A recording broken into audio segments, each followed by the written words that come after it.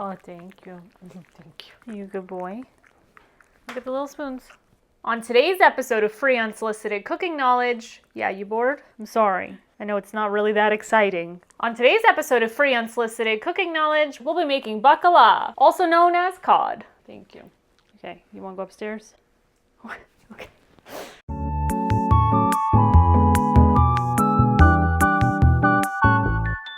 Welcome back, my little spoons. If you are new here, don't forget to hit that subscribe button because I'm what? The missing ingredient to your kitchen. As you saw, today we are making baccala, also known as codfish, not to be mixed up with baklava, which I truly wish I was making today and not this dish.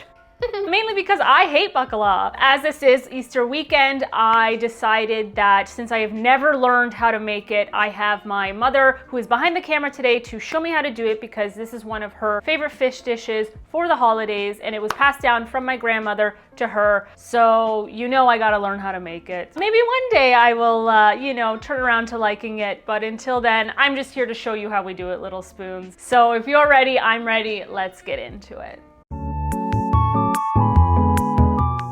All ingredients and measurements are listed down below in the description box, and surprisingly this recipe doesn't really need a lot of ingredients, but the first thing you will need is a single yellow onion. So I have my onion. It is just like a medium size. You can do as many onions as you want, or as little onions, or any type of onions you want. I'm basically gonna slice this into slices, not diced. You can dice it if you want, it's completely up to you. Actually, the top is pretty flat, so I'm just gonna cut this down the root end.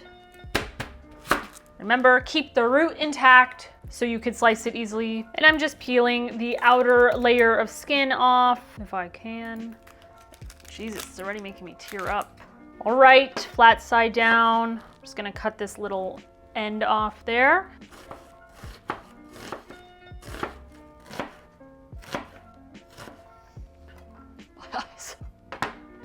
Okay, and I'm gonna set that aside. Oh my God. And then I'm gonna grab a pan for the burner known as Hell's Gate. Oh my God, off. Could have been dangerous. Here I have my pan. I still haven't scrubbed it since last episode. I mean, it's clean, but I need to deep clean it, obviously. I'm gonna put this on here, turn it on, medium, low, medium, high, medium, low, medium, medium, okay, medium. And then we're going to do our next ingredient, and that's going to be extra virgin olive oil. Here we are. It's actually gone down in price, not by much, but I'm starting to see a decline, and I'm not upset about it. So how many?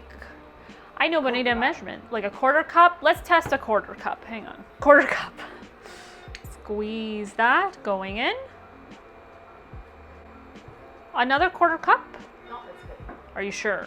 Okay, quarter cup of extra virgin olive oil. Okay, now that you have your oil in the pan, it's warming up on a medium-low heat. I'm going to be adding minced garlic. I don't know how much I'm adding, but you know that I love to cut corners in the kitchen if I can. And here we are. I got my no-name brand minced garlic ready to go. And I forget how much actually is like 1 clove. All right, so how much should I do? Okay, we're gonna do half a teaspoon. I grabbed a teaspoon, but let's do half. I'm gonna scoop that, and it's going right in. Oh, it's sizzling. Oh, geez. Lowering that. And I'm just going to kind of mix that so it doesn't burn and it evenly cooks. Oh, it smells so good. Okay, now that that's lightly sizzling, I'm gonna go ahead and I'm gonna add the onion that we sliced earlier, gently, because of the splashback. We've all been there. Okay, now it stopped sizzling. Okay, now we're up to a medium heat. Do I just let this cook until it's like sauteed? Okay. Okay. The onions are evenly coated in the olive oil, so I'm going to put my lid on and I'm gonna let that cook until the onions are softer and a little more translucent and not so hard. So we will be back and I will show you what to do next. I don't know how many minutes that's been, but this actually cooked a lot quicker, also because I feel like I had it on a little bit higher heat than I wanted it, but it's fine. They're not burned. They're a little softer, a little more translucent. This is what it looks like. Now that that's kind of in this state, the next ingredient that we're going to add is some tomato sauce. Here we are. This is my our homemade tomato sauce, and we used it in other dishes this week. So I'm gonna add the rest of this. the rest of this to the pan here. I don't know, I would say that's about like 2 cups worth possibly. You know what, I'm going to measure it out just for my folks. No, maybe it's like it's like 1 cup.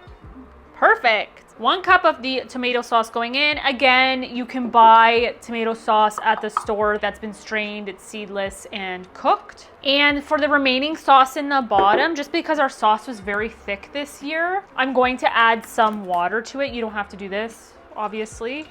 And then of course I use bottled water because we're on well water that we don't trust. Okay, I'm putting the lid on, little life hack. Shake that up. Okay. Okay, and that's going right in. I'm gonna bring this up to a medium heat again. Stir that in.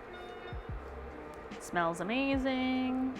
And the next thing is we're going to be adding all the spices and stuff to add flavor to this dish. And the first thing that we're gonna start with is onion powder. I'm thinking of doing like a 1/4 teaspoon of each. Sure. Yeah. Okay, we have the onion powder, not onion salt because our sauce has salt in it, and I'm just gonna add a little bit of extra salt. So if your sauce is like a low sodium, then you can use garlic salt, it's up to you. 1/4 of garlic powder going in. The next spice going in is some smoked paprika.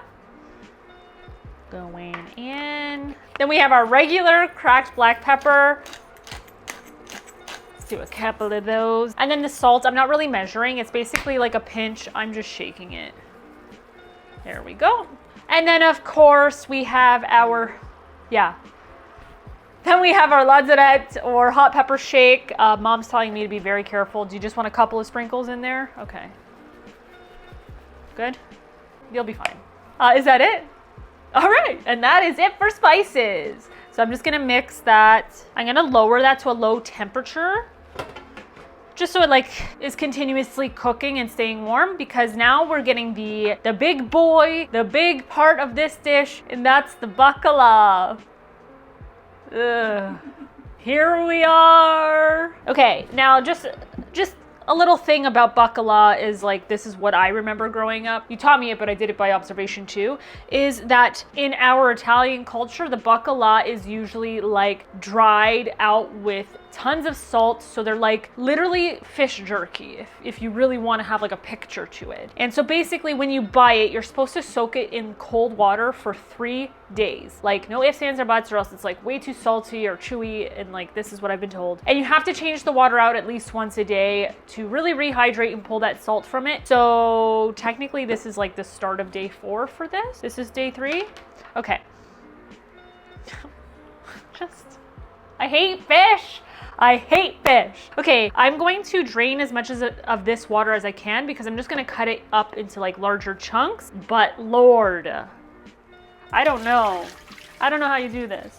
And I don't want anyone in the comments saying, well, it's because of the way you prepare it, or, you know, you should try this fish recipe and blah, blah, blah. No, I hate fish unless it's deep fried and covered in grease and tartar sauce. I'm just saying, I'm very passionate. So here's one. Oh God. Oh my gosh. Okay, so what do I do? Cut it into Smaller pieces. Yep. Oh my gosh. Half inch of those. Okay.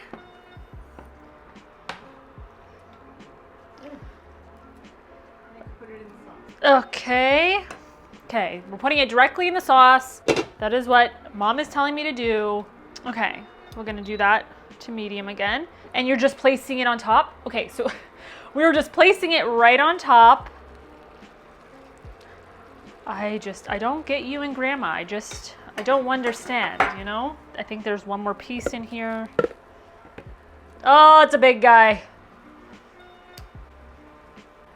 It splashed me. This is a nightmare. Okay. Okay. Oh, and my dad likes it too. Just saying. Okay.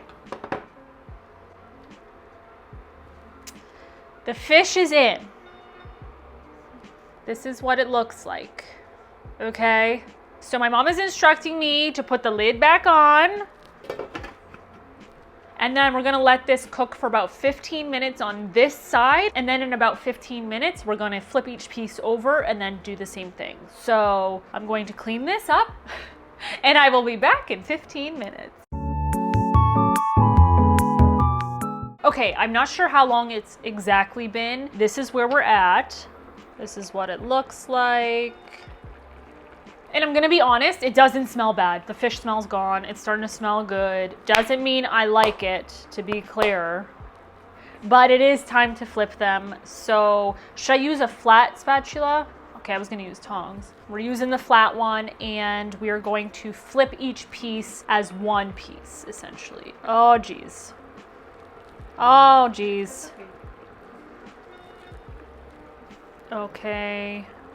Mom, this is hard. This is harder than it looks. Okay. That one fell apart. I'm sorry. Oh.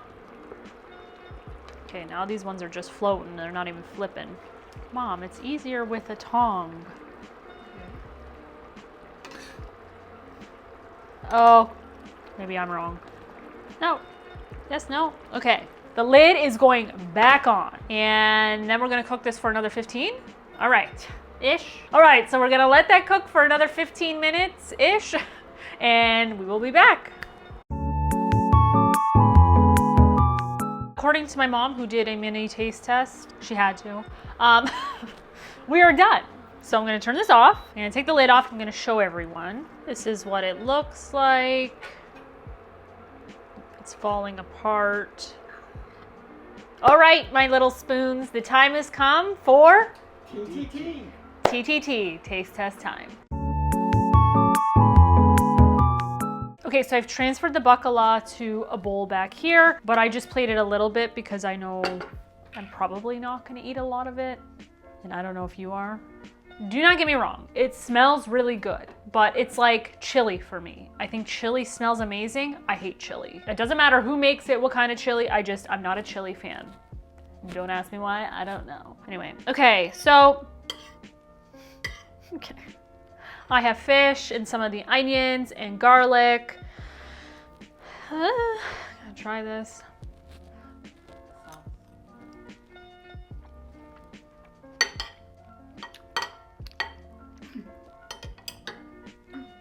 It's great. Okay. The sauce, the onions, all that, amazing. Can't go wrong with that. I don't think I will ever be a fish person. Although we did make tuna steaks the one time and they were pretty good, but even then I have to eat like the smallest portion of it because it's just not for me. I love sushi, I love raw fish. Cooked fish is just not for me. Would you like to try some? Yes. I know my reaction isn't the greatest, but you might actually not mind it because you see cooked salmon and stuff, so. It's fine. It's fine? You like it? Yeah. Yeah, actually. I could eat that as a meal. See? Clean Plate Club. And not from me. Thank you, my little spoons, for lasting this long in the video. I know it is not really my type of style to make a dish I do not like, but according to my mom, it turned out exactly how she expected. And I just wanted to let you know it is not salty at all, which is kind of a risk if you soak it. Maybe, you know, sometimes things could go wrong. But if anything, I could add a little bit more salt to it. The sauce, the onions, and all the flavors are great. I'm just not a fish person, and I don't think I ever will be. Obviously, if I was stranded on an island, this dish would be quite amazing, but we're not. We're just on our little farm here. Anyway, it's a baklava for me, and I wish we were making baklava, okay? Anyway, thank you, my little spoons, and you know what? Baccala, and I seriously mean that. Anyway, see ya.